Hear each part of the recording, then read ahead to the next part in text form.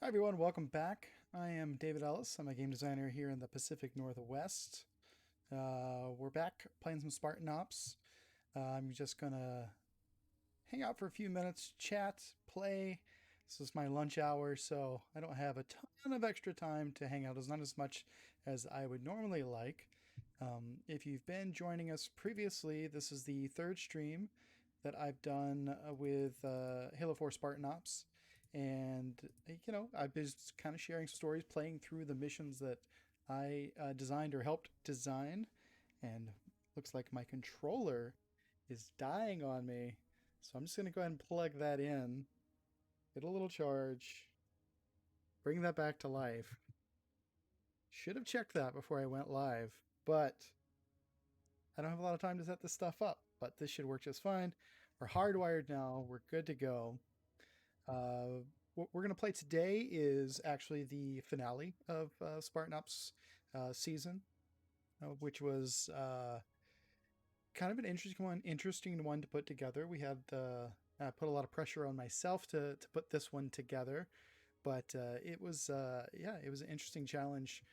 We learned a lot from the first half of the so Spartan Ops was split into basically two halves. We did um, I think 5 episodes, and then we went on kind of a break while the team continued working on the missions, and then had the second half of the season.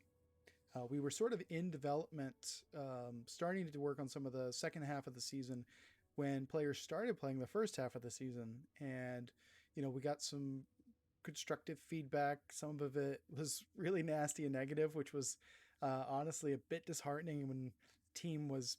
So just set the table here. Halo 4 development. Um, it was a really tough game to put together. We worked a long time, long hours for a long time to ship the title. And game developers are going to, in general, know what's wrong with what they built beforehand.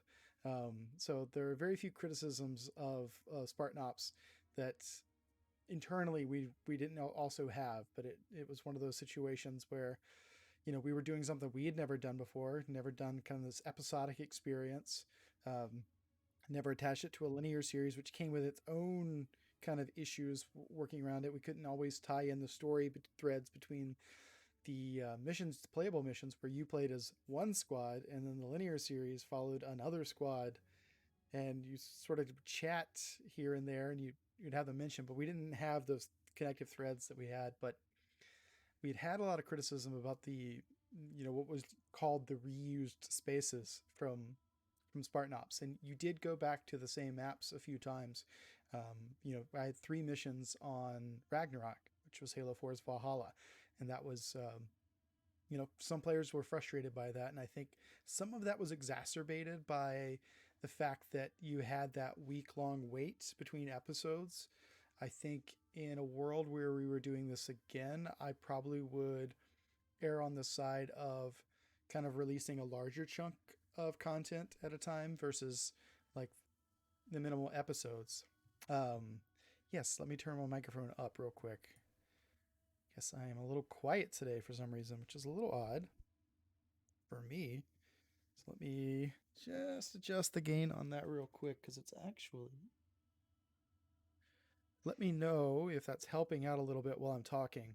Well, it doesn't look like it's actually making a big difference. Not sure why it's so quiet today. Thank you for commenting, though. I appreciate that, letting me know. Tori Bobs, thanks for the follow. I appreciate that. Well, my mic's just going to be a little quiet today. I'm not quite sure why. Well, that's okay. I'll just try to talk a little bit louder, try to aim it a little bit better at my face, and we'll kind of get through it the best we can. Hey, Ericy Boo.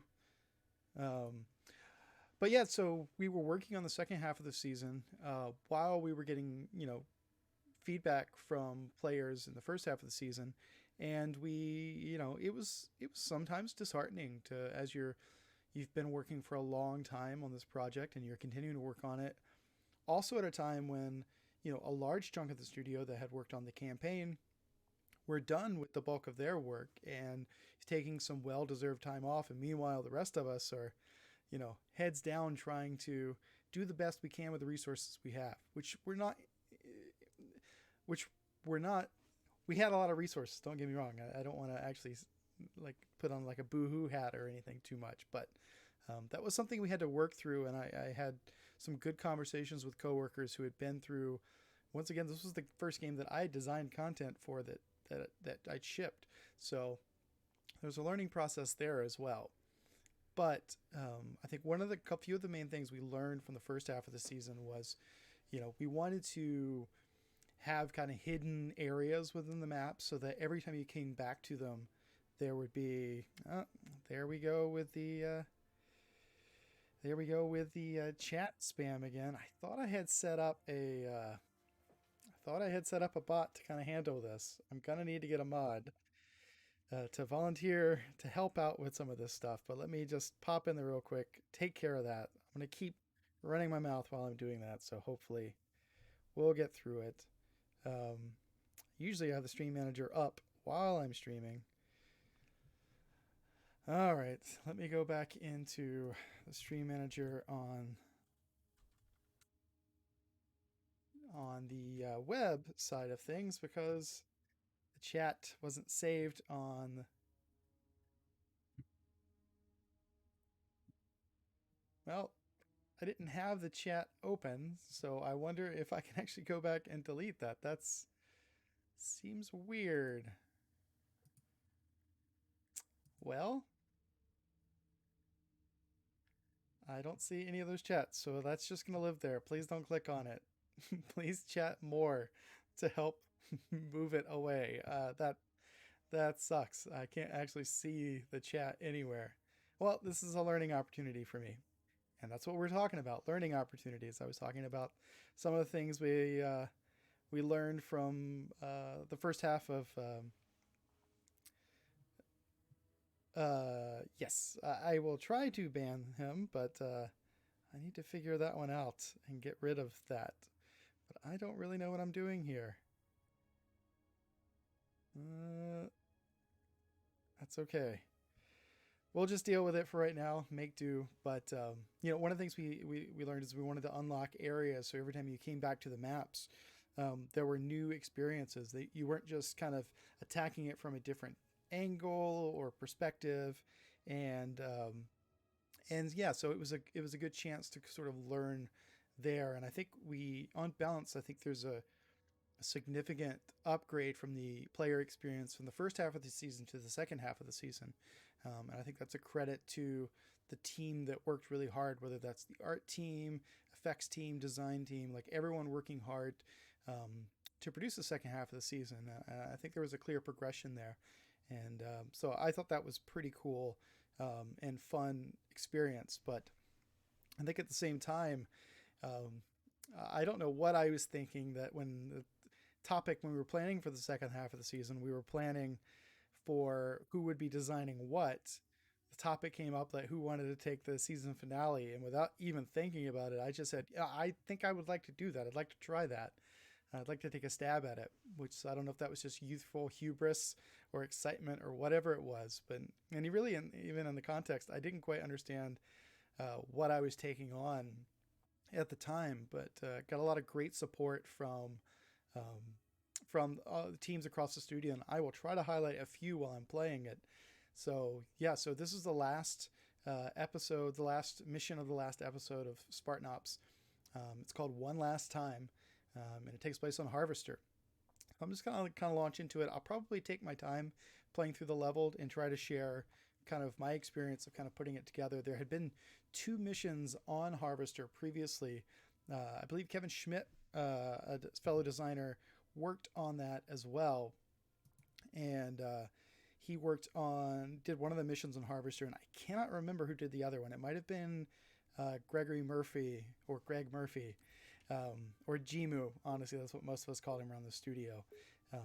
That worked on that. So I'm gonna pop over and make everything full screen, and hopefully it'll be, yeah, we're loaded by the time I did that, which is very nice.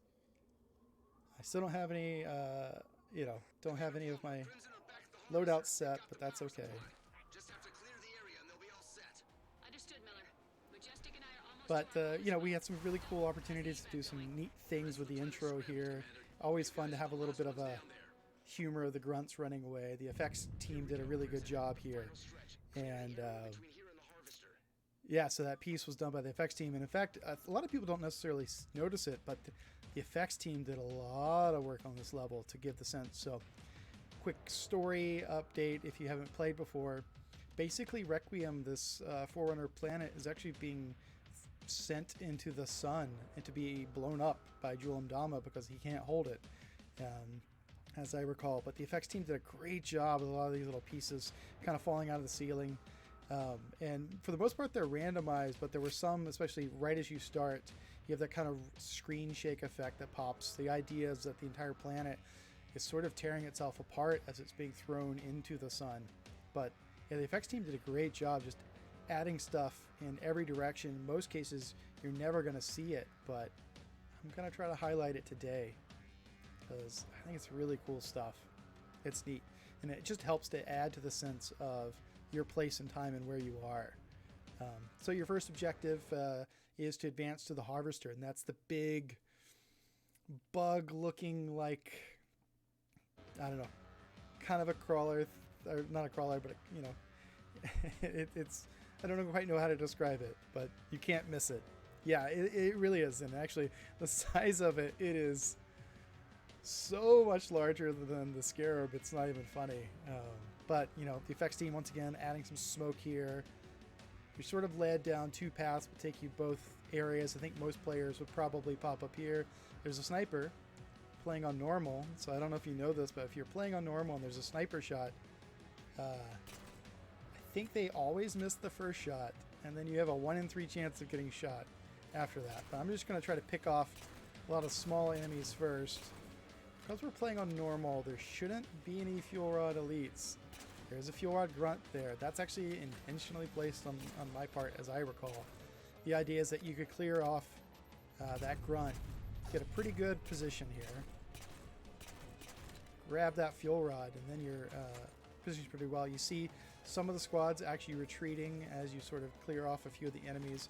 There are definitely a few of these snipers, but they're jackal snipers, so they're easy to take down. You have ample opportunity to pick up, you know, headshot weapons. I'm going to use some of my grenades to clear out the rest of these enemies. That's not too bad. I'm going to kind of move up here. Interesting, you have a lot of pistol ammo to start things out. Yeah, so they've retreated all the way back here. And I think if I remember correctly, yeah, there's more fuel rods here.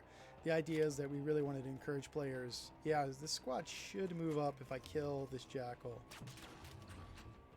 Let's see if they retreat. No, that team's not retreating. No, I don't want to just leave them here. Ah, I know what happened. So when I went up, the trigger volume that was causing them to fall back actually stopped working, and so they moved back up into position. That's interesting.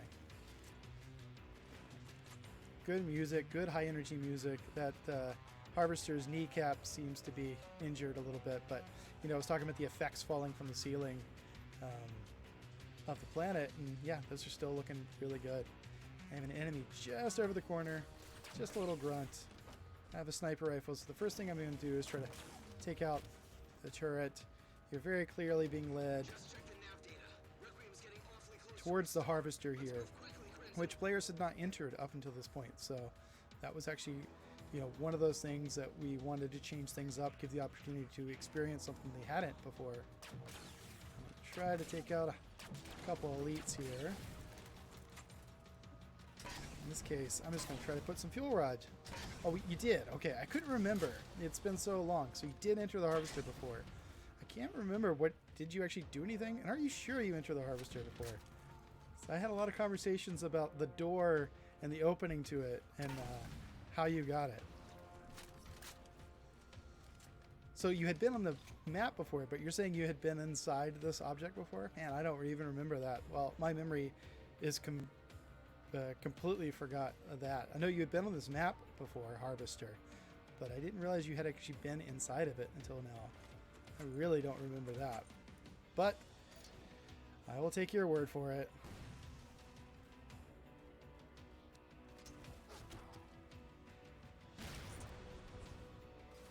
Ah, so that was it. So yeah, so in the previous mission, you grabbed the fuel, the battery, and actually you place it in there.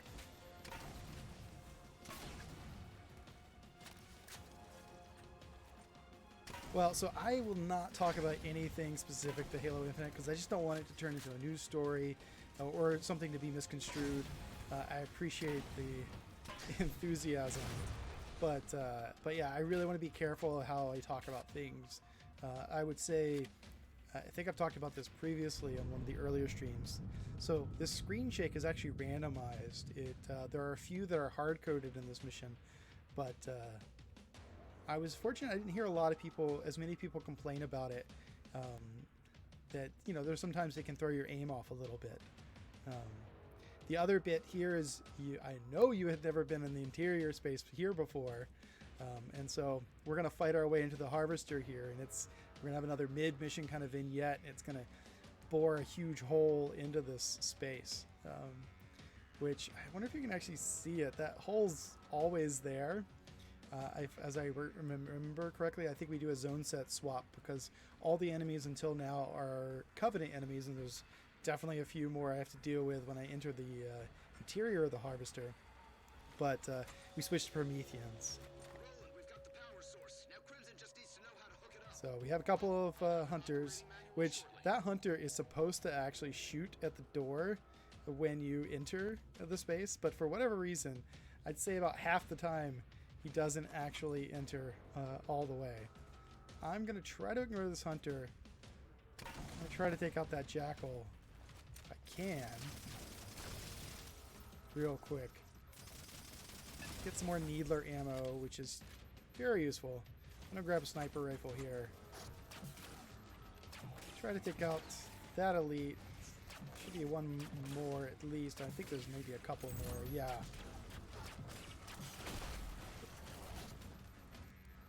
I'm going to use the... Oh, boy, this other hunter came up.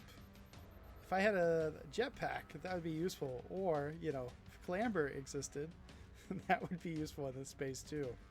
I'm going to pull back and hopefully the hunter takes pity on me. It is interesting that hunter's not shooting a lot. I don't know what's going on with that. That looks a little weird. But I'm going to concentrate on the elites, taking them down.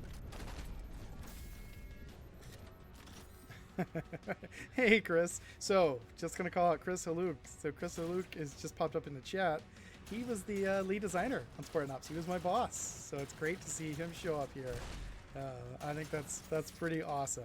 Everybody say hi to Chris. I learned a lot from him that year because it was an interesting experience getting this game out the door and then working on it post-launch. Alright, so we got a couple of sticky grenades. I'm going to try to get in close. Get around behind this hunter.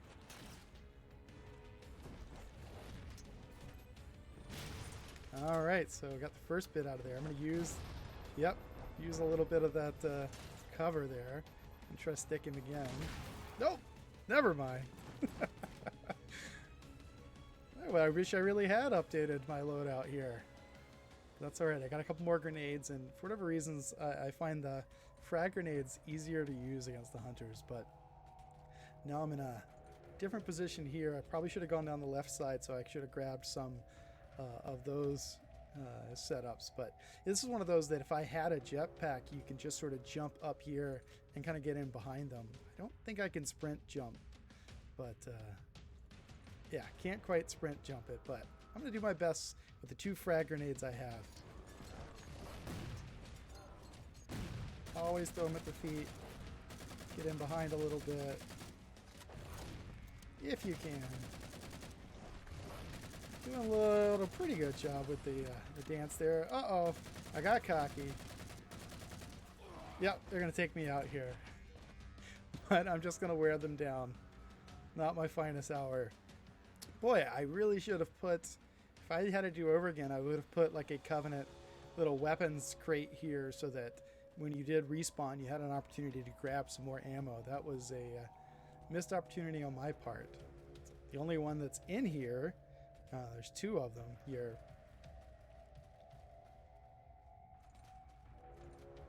Also, probably should have put a small crate that you could jump onto and shortcut it as well. I would say, so crouch jumping being considered in level design, I think it's up to the individual level designer and how they kind of deal with that stuff. And for some people, it's how they design critical paths. Others, it's sort of like kind of hidden gems. And sometimes it's actually, I always found the test team to be a really valuable resource for calling out stuff, getting feedback and playtest. They'd be like, I wish I could make, jump X or, whatever, and kind of give you some feedback there. I always thought that was useful. So I think the long and short of it is, I'd say probably clamber gets talked about more around level design for like, Halo 5 than crouch jumping. But it is definitely something that still factors into it, because there are instances where you can get to clamber areas only through crouch jumping, but that, that's probably not a primary concern. I love that I'm blipping the one hunter here in the one area that you have to go to. I'm going to try to skip up here. Can't remember what was over here. Was it a needler? Yeah, needler's pretty good. Just gonna unload with my needlers. Use this little cover piece in the middle, because they can't shoot over it very well, but it doesn't super combine, so I think I'm wasting my time there. Should I try to go for the kneecap?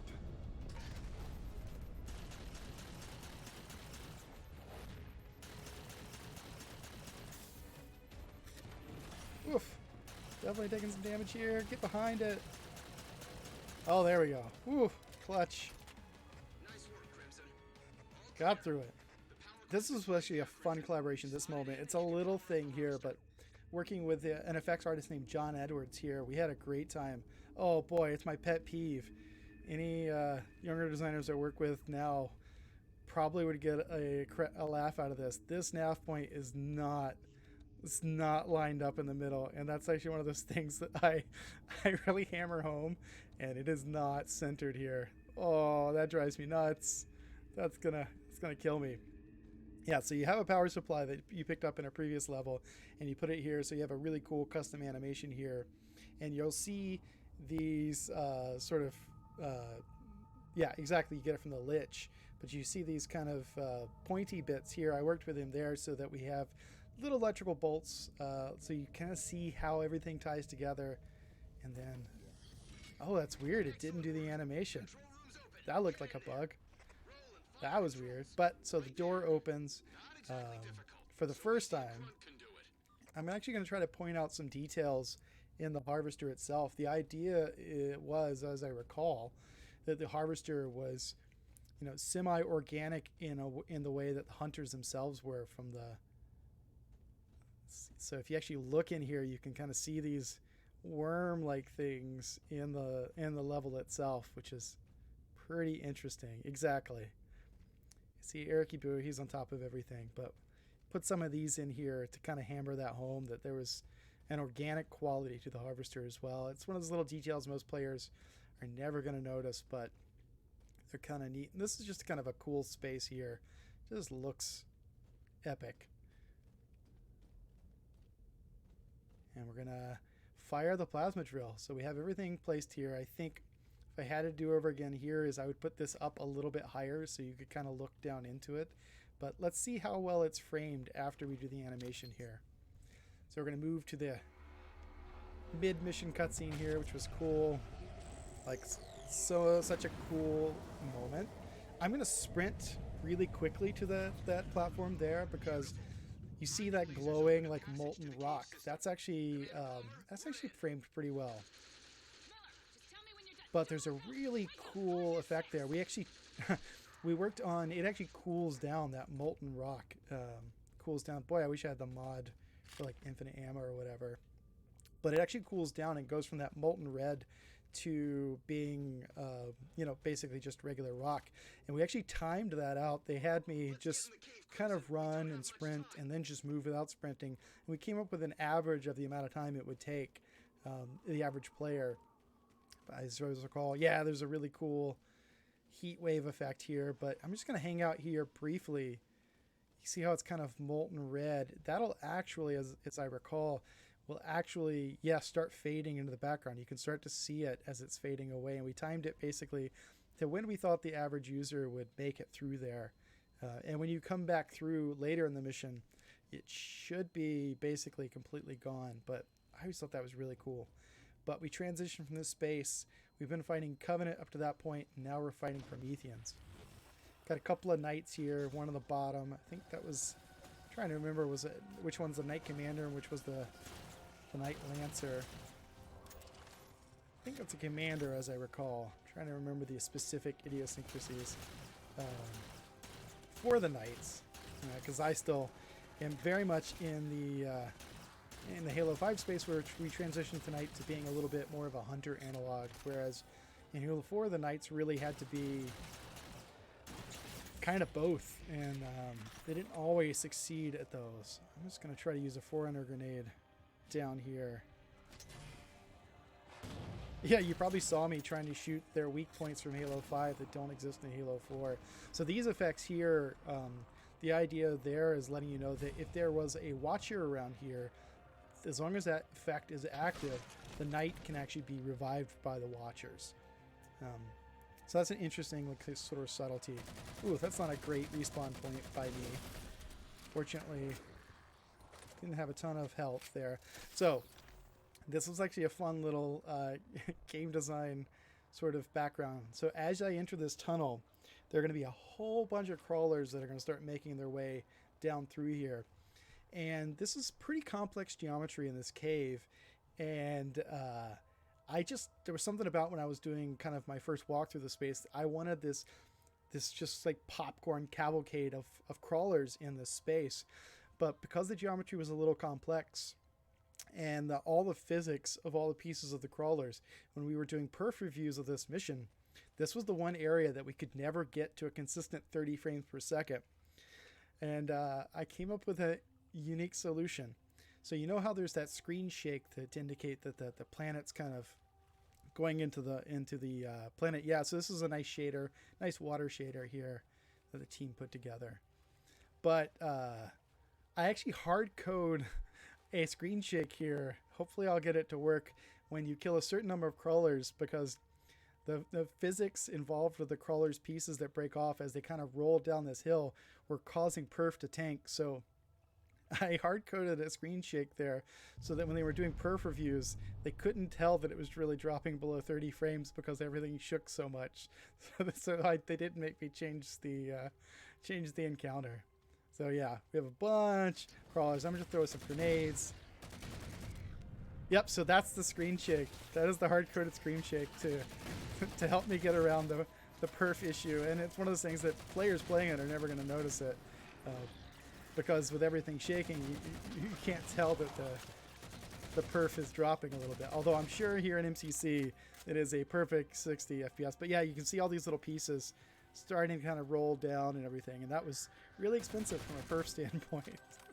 But there's just something in it. And actually, at one point, I wanted the crawlers to be crawling on the ceiling and the walls as they came through, but we didn't have time to actually make the geo a little flatter so that the crawlers could actually path on them. So we dropped that and just had them running down the bottom. But yeah, it's a fun moment, and especially if you have any grenades, it's a great opportunity. So this is your sort of the second entrance, second space you've moved into this area, and you see that it's actually transitioning from, primarily being sort of Covenant based. Everything's Forerunner based at this point. Oh, I thought that binary rifle shot would take him out. Well, thank you, Chris. It's very kind. I always appreciate everything you taught me. I don't think I ever noticed that's where the water comes out of the wall. That's a nice touch. I have my grenades back, so I'm going to use those. This knight's retreating. I'm going to clear out some of these crawlers, because that knight's going to come back. Because I think his area will move all the way up to here if he had to. Yep. I would like to get that Promethean shotgun, I'll tell you that. I want to say this is the only encounter. There's one particular Promethean character class that, in hindsight, probably is one of the more frustrating ones. But think I have a crawler sniper set up in here, and we didn't use the. I didn't use them ever, but I just thought this was a seemed as worthwhile a space to use them as ever. I see I'm still really good with that forerunner grenade. Okay, good. So he's dropped the shotgun. I'm going to move up, try to grab that. I believe, if I remember correctly, and it may not even be on normal, maybe on, there's, I think there, at least there used to be a crawler sniper rifle. I'm going to try to clear out some more of these crawlers.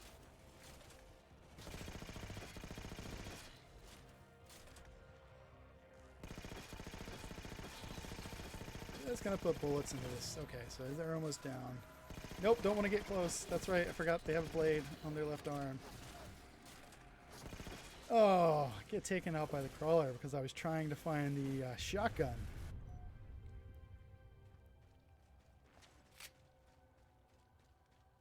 Yeah, so I think there is a crawler sniper on here, but the crawler sniper may only spawn on heroic or legendary. There's a few cases there where it did that, although our garbage collection, which is what we use when we're cleaning up objects the players no longer using, is so aggressive. Oh, scattershot's still there. I was kind of expecting it to not be there anymore. One crawler moving around behind. Oh, there he is. That was the crawler sniper.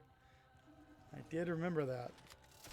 But the idea there is he eventually comes out to the front when you only have a few knights left, and the idea was that it would give the player an opportunity to grab something to do this. To fight back against them if the player was, you know, paying close attention to that stuff. This is a really cool space. I'm trying to remember, I think it was an artist named Chin Fong I worked with on this space. It's just a fun encounter area. I wish there was a little bit more of an encounter here, but I think the idea is that one thing we had learned from some of the other missions is that sometimes we spent too long and you get kind of too many waves and you get combat fatigued, and I think this was sort of kind of playing back the other way. Incinerator Cannon, this is another one of the situations where, you know, we wanted to reward the player for an object that you were going to be using soon. Yeah, this is just a cool space. I love the looks of this space. So this is kind of an interesting thing which you normally don't do with level design. As you move up, turns out that nav point's a fake, and your next nav point is below you and behind you, and that can be a little tricky. Players can get lost here. I had thought about maybe putting a little bit of an encounter to kind of pull the player down there, but hey, Kevin Schmidt! Yes! Kevin Schmidt, also in chat, one of the designers I worked with on Spartan Ops, and he's still at the studio working hard on Halo Infinite. Very glad to have him here, but this was the area that players hadn't really been able to encounter before, and so hopefully it felt fresh and new. And there's another lighting here as well that I want to call out, a lighting bit here. I believe there's 2 knights in here, and one of them can spawn a watcher. But since I have this incinerator cannon, that knight wasn't alive long enough to do anything. But they can spawn a watcher here, which is kind of interesting. But I think this is just such a cool... It definitely feels like a little alien Geiger-esque kind of design there. Oh, that's also not lined up. It's just killing my soul a little bit looking at these nav points that aren't lined up. So as this object, you interact with it, I think the lights, actually come up online, which was cool. And it was actually something I didn't know we could do, but a lighting artist worked on that to help sell the fact that you were bringing something online. And I think that was In Young was the lighting artist I worked with on that. Last I heard, she was working at Ubisoft. Liquid Phantom, thank you very much for the follow. I appreciate that. Oh, Chris Bonawat, thank you very much for the subscription, the Prime subscription. I appreciate that. Okay, so you can see that we have the cool effect there. Player doesn't have to interact here. They're just brought into space. And you're finally coming kind of eye to eye with this artifact that you've been tracking through most of this half of the season, especially. Yeah, this is another one of those just really cool epic spaces that I think is to me is a bit evocative of, a control room from Halo or something like that. And this is another cool custom animation that's coming up here pretty soon. So as I interact here to take the artifact, these rings that are animating, you kind of see the space start breaking itself apart. And we go kind of full ham with the screen shake here. So prepare yourself if you get sick. But this is one of those that I don't know if a lot of people see this animation, but it's really cool. So this pops down, the artifact comes up, and then as that artifact comes up, yeah, everything starts going crazy. Yeah, but you see it starts kind of shaking, wobbling, breaking itself apart. Really cool design. So this ending piece here, the idea was, it feels like you can't end a Halo game without some kind of Warhog ride. But there's definitely, yeah, exactly. Sean Mitchell was the animator on that stuff. He was fantastic. But I wanted to approximate the feeling of a Warhog run from Halo, but obviously didn't have the level, the size that you could actually do that. But this is that thing I was talking about the last stream where someone asked if there was something that unexpected that I thought turned out really well. So the idea is that, you're in this gravity, there's crazy stuff going on with the planet being thrown into the sun. We're going to do some interesting stuff to this. So I came in on a Saturday afternoon and prototyped this. And the idea is that there's actually gravity fluctuations happening while you're moving here. Everything about this is telling the player to go really fast, sprint as fast as you can. We actually apply what we call malleable properties on the player. I don't know if you notice, but the weapon swapping is faster now, and you actually move faster and have infinite sprint. That's something I do behind the background. The idea was that your adrenaline's pumping once you're going full speed, but we had a little fun here, and I figured out and prototyped this thing here. As you're sprinting out here, we do this cool thing where you start getting pulled around, and then you get slammed down. You're actually deathless, so you can't actually die from it, but you do take damage.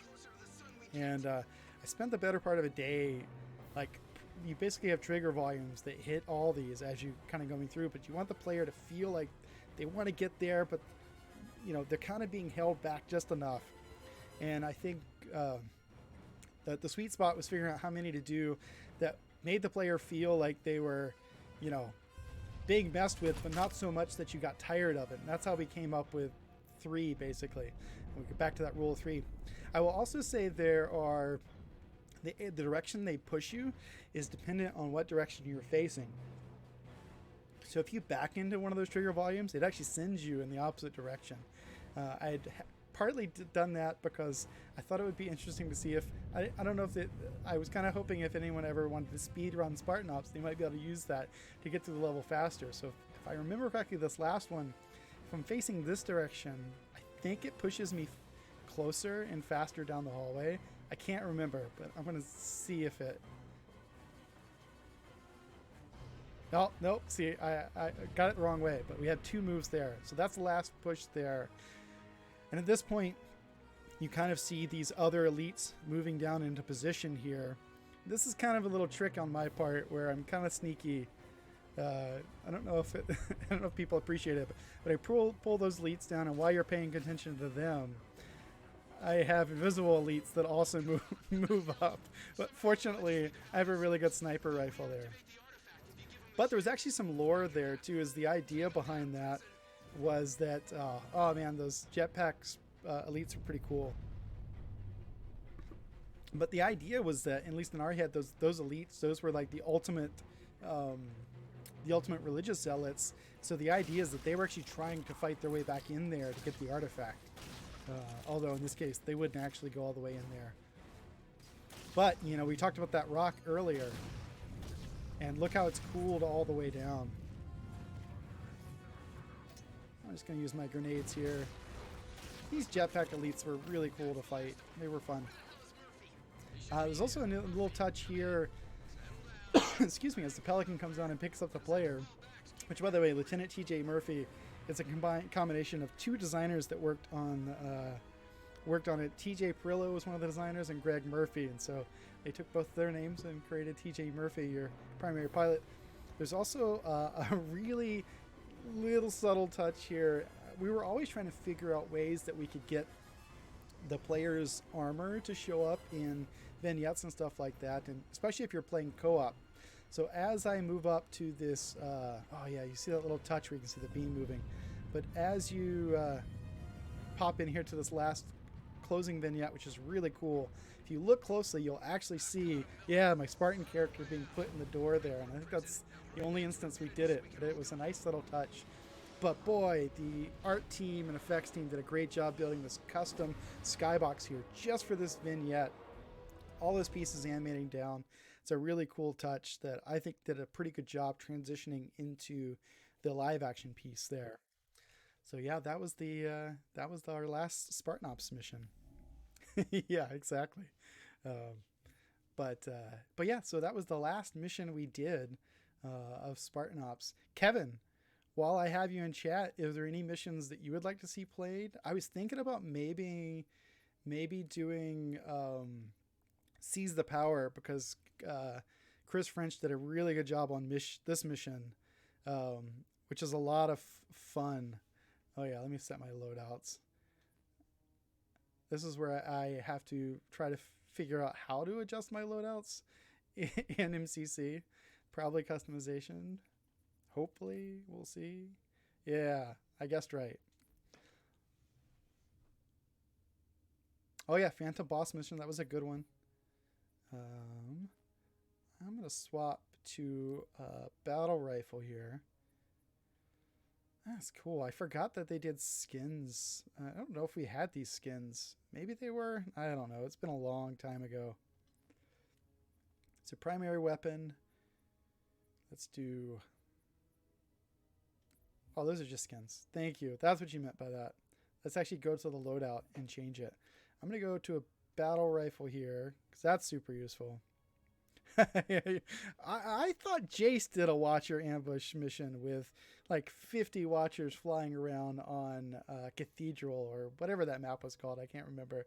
I'm going to go with bolt shot because it's a shotgun in my back pocket. I have to be silly not to do that. I'm going to keep frag grenade. Armor ability. Let's pop here. Let's go jetpack. I think that's probably for it. Tactical package. I totally forgot about these. Let's go with the unlimited sprint. Gonna do that. Increased ammo. Yeah, dexterity. That's good. Explosives. That's actually pretty handy. I might do that. All right, so loadout 1. I think that's pretty good. Battle rifle, primary rifle. I think that's pretty all right.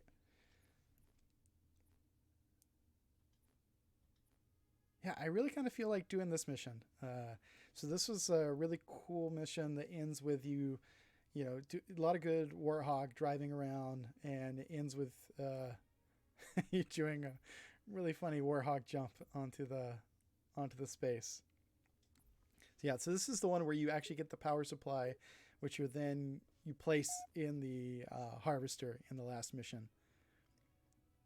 I would point out that the image for one last time in the loading screen is actually a spoiler for the mission. I don't know who picked that up, but yeah, I think this was also one of these levels that had much more of a direct flow from the previous missions. So it, so is the Easter egg on this mission? I can't remember if it was. Yeah, it's kind of interesting that there's even a switch there. I think we were still doing the radio bits, but I don't know where it is on this mission, if it is this mission. Ah, you shoot the button. I knew it seemed out of place that would be there. And because you remember this better than I do, No Eyes, what does that Easter egg do?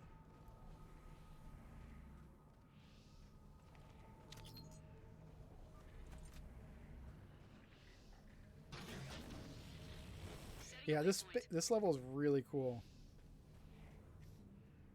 Ah, that's such a Chris French move there. I love that. And I think there's another mission where there's an Easter egg that Jace did where grunts are having a dance party inside a space that you can gain access to. That's pretty funny. I love it.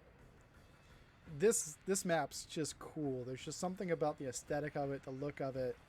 It's pretty rad. And it was also another one that I think the team did a really good job designing multiple unique spaces and ways of carrying you through it.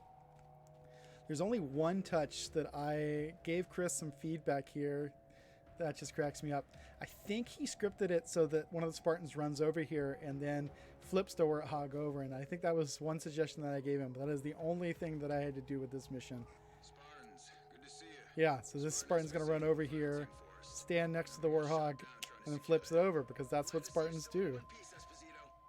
I'm going to see how well the AI drives in this mission. We'll see. Yeah, so nice touch there. Crash Pelican, a couple of Warhogs. There's some weapons you can pick up.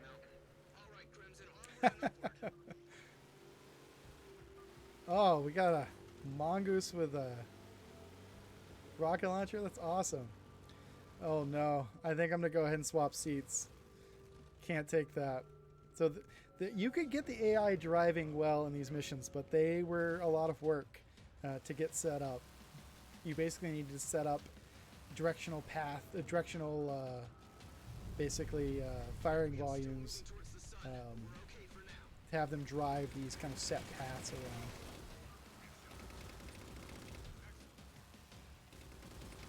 But yeah, a lot of cool like driving areas here. I think there's an encounter here, as I recall.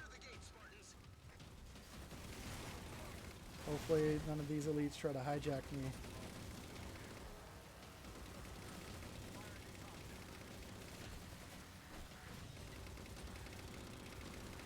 I want to say that is there another wave here where the Phantom drops off enemies? I can't remember if that's here or later. Oh yeah, I do. It's surprising how much the things you do retain and remember. Fortunately, that's just dropping off enemies. Nothing big.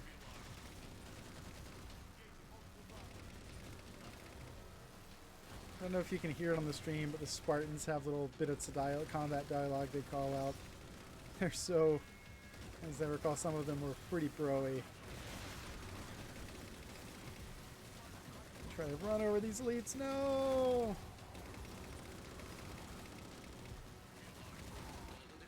A grunt just popped up on the another Phantom. Take out that grunt from the turret there. See if I can time it. I'm going to try to get them as they jump off.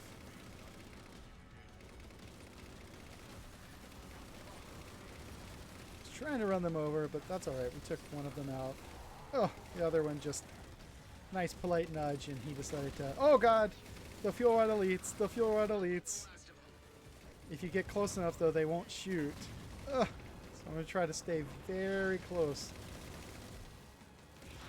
I was quite lucky there.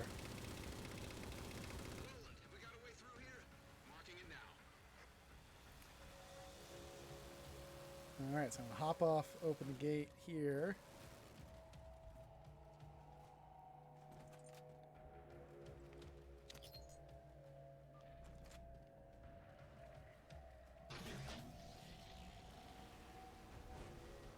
I was going to say that opens up right here.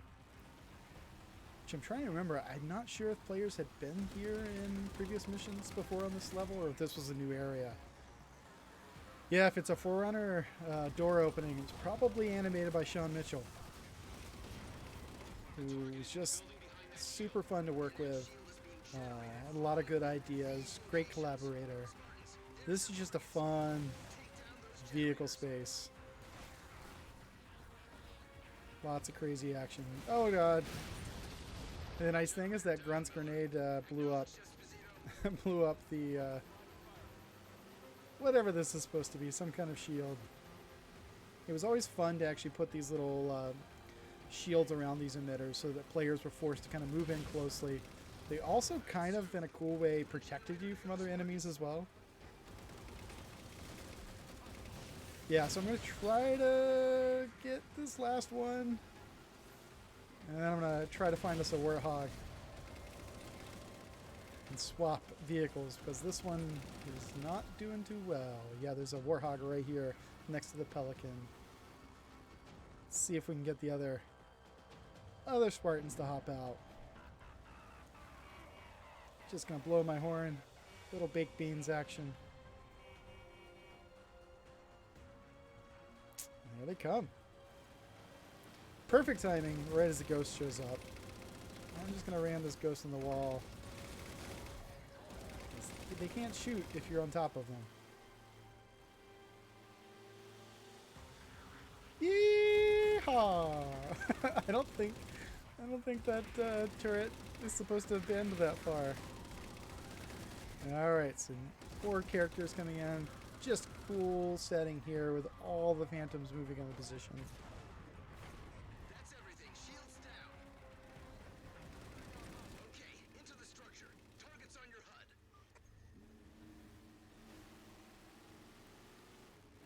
All right, so we're gonna take out some more enemies. Got the phantom moving in. I think this phantom just kind of hangs out. Not sure if they have a drop off there.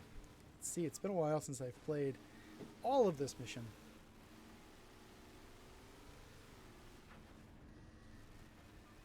Oh yeah, so those, oh goodness, that's funny. I love any time designers can set up a suicide grunt group of enemies. I think Jace had another Easter egg on one of his levels where there's just a huge Congo line of grunts, of suicide grunts, just running along. It's a lot of fun. That's a nice touch. So, as always the case, concentrate on your watchers first. See if I can trick. No, I was going to try to get that knight to accidentally teleport back into.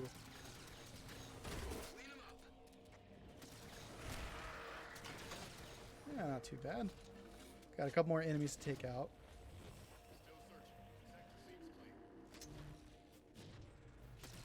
Haha, I did it. Just got him to dive back into my grenade. You can kind of trick the AI a little bit to do that. Always felt good when you got one over on them. Probably this glowing panel is what we're looking for. Indeed it is. Press the button right in the middle and watch the fun. Miller, you might want to give Crimson a heads up. Lich inbound. Of course there's a Lich inbound. Why else would I have had Crimson? This is one of those cool toys from campaign that we hadn't had a chance to use previously. The Lich was really expensive to use in a level, so you had to be really clever about how and when you could use them. Where are my warthogs at? Because the Lich was almost a level unto itself. Ah, I see that warthog has respawned. That's good. I'm going to go run and grab that. It's a couple of mongeese. Yeah, here we go. Another warthog. See if I can get the Spartans to pop in a warthog. There they go. Love it. I wonder if he made these Spartans deathless. I kind of wish I had done that on one of my earlier missions. Or at least respawn them quietly when the players wasn't paying attention.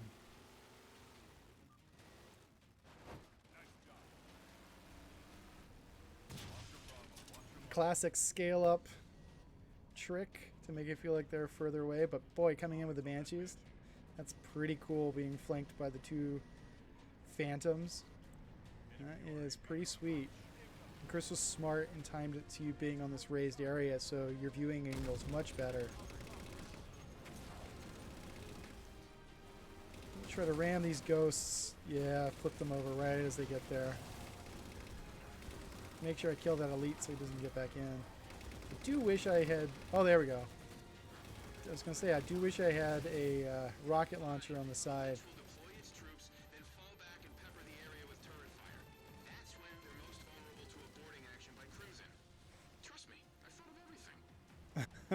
Oh no! I flipped the warthog. Please don't kill the Spartan. Don't kill the Spartan. Alright, at least want the other Spartan on the side, because they have unlimited ammo. I was gonna say, what are... trying to figure out what those, that radar is triggering over there.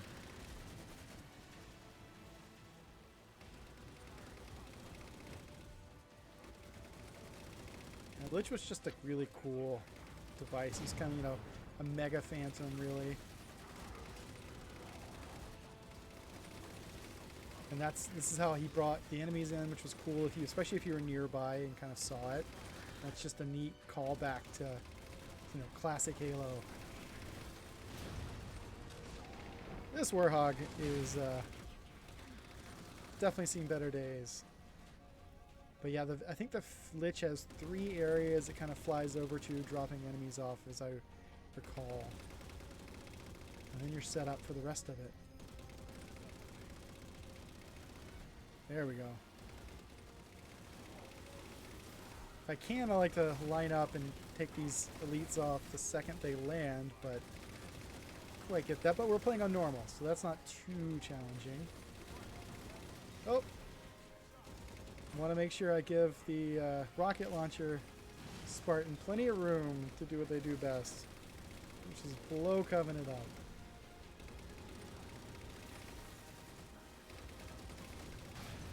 Oh god, Fuel Rod Elite. The bane of my existence, especially on Legendary. So many elites unnecessarily upgraded to Fuel Rod Elites. We got Hunters now. Try to keep my distance a little bit. No, I'm not. I'm going to run right into it. ran over it. I wonder if it's because I hit him in the back that it do extra damage. Could have been because also I'm playing on normal. Yeah, look at that. That Warhog.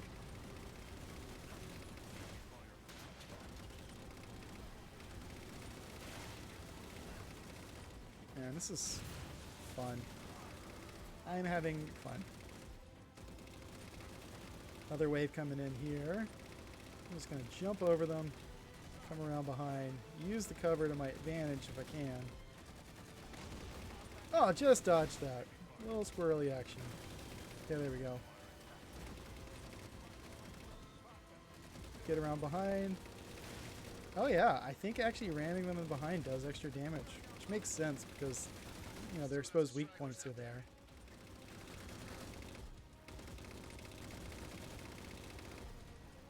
Alright, so the Lich is moving into position. This is the final area. We'll see if I can actually make this jump. I don't know how long he worked on this level design. This is basically our Dukes of Hazzard moment here. The player jumps their Warhog into the Lich. You could also just jet back into it, but this was the fun way of doing it. Hit him hard, Crimson! It was still so much fun. Chris French, wherever you are, I appreciate all your hard work making that work. There you go, Crimson. Grab that core.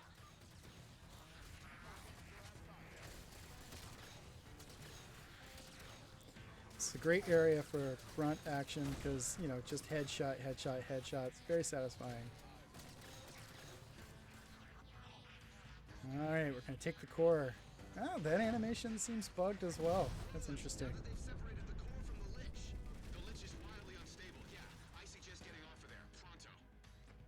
Well, this is interesting. I don't have jetpack. See if I can make it. I feel like he had a little bit of... I think I had some help getting across there. No! Friendly Spartans! No! They can't quite make it. They're going to go in the distance. Boom. It's just gone. Bye-bye, friendly Spartans. You have to admit, that was pretty awesome. Awesome isn't one of our criteria in planning ops, Roland. Maybe it ought to be. Crimson handled it nicely. Just be quiet for a minute, okay? Let me think. Man, Spartan Miller's a little uptight. In there to pull Crimson out. Still way too high. Oh, hell yeah. Get anywhere near there. Okay, Don't get on the turret. we'll get you out Don't get on the turret. Get in the passenger seat. You have a jetpack, or you have a rocket launcher. No, no, get in the passenger seat. I don't want you to get on the turret. That way they're designed, they have to get on the turret first if it's available. But boy, I wish there was an override there if they had sniper rifle or rockets, because any classic Halo fan knows that Marines have unlimited ammo for those weapons, so if you're ever carrying a power weapon and you have a friendly nearby, you may want to consider swapping weapons with them. So this is kind of a Warhog run action. You don't really have to stop and fight here. Just being kind of led back down through the path, using shields to kind of block off areas. Boop! Stuck it. Halo 4 Warhog, violating the laws of physics. Early and often.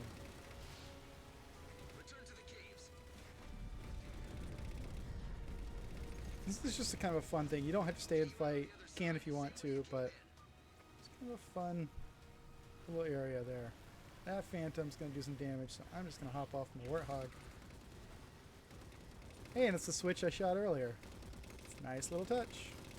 Chris French doesn't disappoint. That's a fun mission. Especially fun co-op. Especially fun co-op.